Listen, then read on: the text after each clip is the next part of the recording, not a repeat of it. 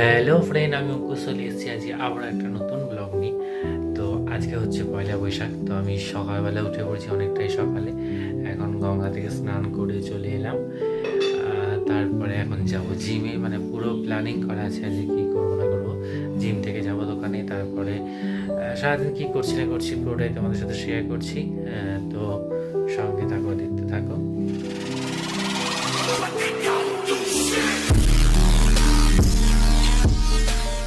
তো এই দেখো আমি ড্রেস পরে নিয়েছি, এটা হচ্ছে আমার নতুন ড্রেস আজ সকালের জন্য।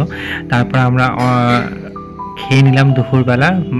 দোকান থেকে এসে অনেক কিছু রান্না হয়েছে, দেখতে পাচ্ছ প্রচুর আইটেম এখানে, অনেক রকমের অনেক পদ করেছে সকাল থেকে মিষ্টি। তাছাড়াও সকালবেলা জল খাবারের যে আইটেমটা ছিল লুচি, তারপরে যেটা যেটা ছিল দেখো এটা হচ্ছে সকালবেলার আইটেম, কলার বড়া টড়া অনেক কিছু করেছিল। তো এই সকাল থেকে এইসব রান্নাবান্না করেছে। তারপরে আমরা বিকালে বেরোনোর জন্য রেডি হয়ে নিলাম, হালখাতা করতে যাব।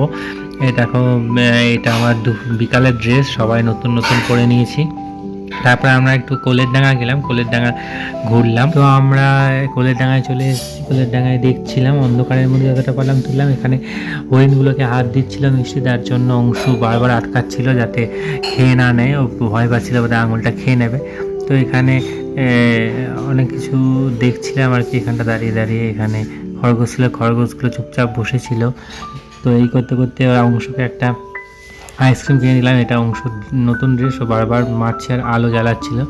এরপর আমাকে একটু অংশ খাইয়ে দিল। এরপর আমরা মিষ্টির প্যাকেট আনতে গেলাম।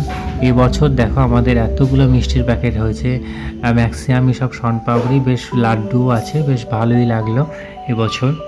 তো তারপর আমরা খানিক ছবি তুলে নিলাম, ছবিগুলো তোমাদের দেখিয়ে দিলাম সুন্দর করে। আর আজকের দিনটা এইভাবেই কেটে গেল, একা একা বেশ অন্যরকমভাবে। কালকে অনেক জানি। তো আজকের মতো টাটা।